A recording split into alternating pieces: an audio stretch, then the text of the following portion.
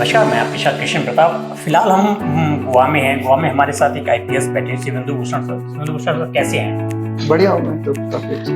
अब तक की जर्नी कैसी रही है, संक्षेप में जानना चाहेंगे। और अब तक के संघर्षशील जीवन में क्या क्या रहा है? तो मैं मूलतः झारखंड से हूँ और मेरी प्रारंभिक शिक्षा वहीं हुई। उसके बाद मैंने बीटेक किया IIT कानपुर से और फिर 1 साल एक प्राइवेट संस्था में काम करने के बाद मैंने पुलिस सर्विस में ज्वाइन किया। तो पुलिस सर्विस में जो ट्रेनिंग है हमारा इस तरीके का है कि आगे आने वाली चुनौतियों के लिए हमें तैयार करते हैं। ट्रेनिंग कंप्लीट करने के दौरान ही हमारी एक DPT डिस्ट्रिक्ट प्रैक्टिकल ट्रेनिंग होती है, उसके लिए मैं अरुणाचल में गया। वहाँ पर मैंने जो भी पुलिस से रिलेटेड जो भी समस्याएं और जिस तरीके से हमारी कार्यशैली वो सब हमने देखा वहाँ पर। वो देखने के बाद मेरी पहली पोस्टिंग गोवा में मैं SDPO कानकोना और SDPO मडगांव के रूप में मैंने काम किया और प्रमोशन के बाद मैं अभी SP साइबर क्राइम और SP एंटी नारकोटिक सेल का काम किया। साथ ही मैं कमांडेंट IR में। इस विभाग को आप गोवा में किस तरीके से देखते हैं? इस विभाग का पुलिस से क्या कनेक्शन रहता है, जनता का क्या इसका कनेक्शन रहता है? अगर साइबर क्राइम की बात करें तो दोनों विभाग की बात कर रहे हैं। तो जैसे साइबर क्राइम की अगर हम बात करें तो पिछले कुछ दिनों में जब से सबके पास मोबाइल फ़ोन और इंटरनेट ये सब सुविधाएं सबके पास पहुंच रही हैं, साथ ही साथ इन सुविधाओं का गलत इस्तेमाल भी कुछ लोग कर रहे हैं, जिसकी वजह से साइबर क्राइम में बढ़ोतरी हो रही है और दिन पर दिन ये क्राइम जो है सोफिस्टिकेटेड होते जा रहे हैं। हम हमेशा क्रिमिनल से आगे रहने की कोशिश करते हैं और हम उनको पकड़ते भी हैं, लेकिन जो जनता है वो कुछ कारणों से कुछ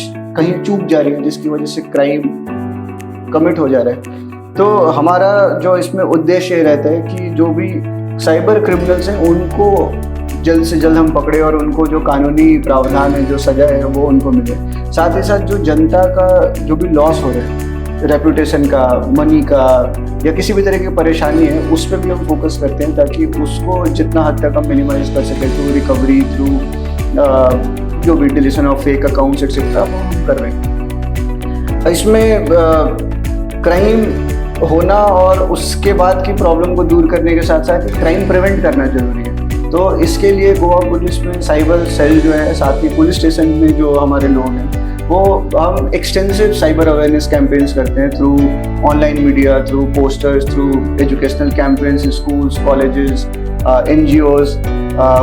इससे कि पिछले साल हमने लगभग 30,000 लोगों को ट्रेन किया होगा तो फॉर साइबर अवेयरनेस। गोवा में 30,000 लोगों को साइबर अवेयरनेस के लिए हमने एजुकेट किया होगा डिफरेंट एस्पेक्ट से। जैसे हमने पिछली बार एक इवेंट किया था जिसमें हमारा उद्देश्य था कि हम शिक्षकों को साइबर शिक्षा दें, जिसका नाम था साइबर शिक्षक। उसमें कम से कम हमने गोवा गवर्नमेंट स्कूल्स में पढ़ाने वाले 300 टीचर्स को हमने एक दिन में ट्रेनिंग दी। उद्देश्य ये है कि अब वो आगे जाके अपने स्टूडेंट्स को फर्दर ट्रेनिंग दें। तो detection of crime, recovery of what ever was lost, reputation, money जहाँ तक रिकवरेबल हो, एंड साथ ही साथ अवेयरनेस, ये हम करते हैं। जो मेरा दूसरा मुख्य कार्य है अभी एंटी नारकोटिक सेल, उसमें हमारा ये उद्देश्य होता है जो भी narcotics, drugs and psychotropic substances हैं वो उनका जो इलिसिट ट्रैफिकिंग और ट्रेड है उसको पूरी तरीके से बंद करना। उसमें जहाँ से भी ड्रग पेडलर्स के ऊपर हम एक्शन लेते हैं, कंज्यूमर्स के ऊपर भी हम एक्शन लेते हैं, legal as well as awareness as well as de addiction.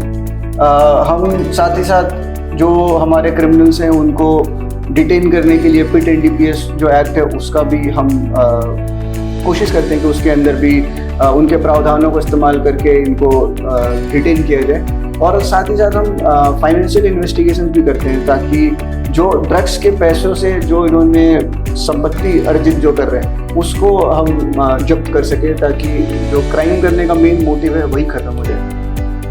ये एक ऐसा क्राइम है जिसमें ये तो बिल्कुल ही सप्लाई साइड का प्रॉब्लम हो गया। डिमांड साइड पे हम क्या करते हैं, क्योंकि जो लोग ड्रग्स कंज्यूम कर रहे हैं, कुछ बच्चे ऐसे हैं, कुछ लोग ऐसे, युवक ऐसे हैं जिनको पता नहीं है कि इसके क्या हार्मफुल इम्पैक्ट्स हैं। तो उसके लिए अगेन हम through out the year awareness session करते हैं। पिछले 26 जून को ही हमने एक मैराथन रन भी कराया जिसमें अवेयरनेस फॉर ड्रग्स हमारा थीम था।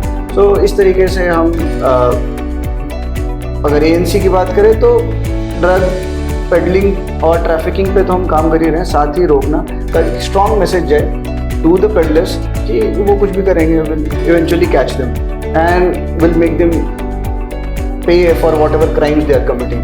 And at the same time we ensure कि जो लोग हैं वो इस क्या बोलते हैं नशीले पदार्थों के चंगुल में ना फंसे।